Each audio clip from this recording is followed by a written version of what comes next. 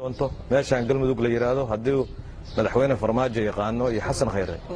waa meeshii dadkeeda ciidanka dawladda iyo kaarayaashii iyo beebayaashii markii loo adeegsaday in qabaa'il lagu doodsiyo meesha dawladda dhexe dumisay aaminsanahay waaba kuu sheegaaba dalkan waa kugu soo celinaa shabaab intuu joogo amisom intuu joogto Soomaaliland intay maqan tahay 4.5 inta jirto nin hawiyaahu madaxtooyada inuu fadhiyo horta raba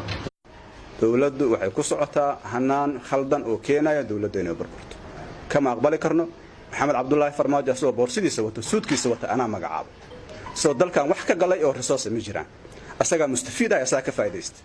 xasan cali khayr waa sidoo kale annaga dalka waxba naga galay mana ogo inuu burbur dariiqo ku socdo waa khaldan tahay waxaan leenahay stop meesha joogto ma dhaafi kartid Soomaaliland isu timaado ma hantiin assalaamu alaykum dadka baraad degan community halka ku qaadan dadka waxaan ku eedeeyaa xalka ku doonayeen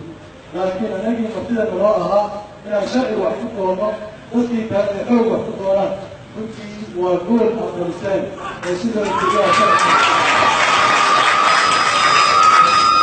عليه السلام وحول الجيش وحالي هذا قطع عادي سحركة ما الجيش يقطع الجيش بالبلد أنا حاطط الجيش بالبلد أنا مناسب الجيش بالبلد ما الجيش وقطع مكو عراضه عادي سحركة قطع الجيش بالبلد جيش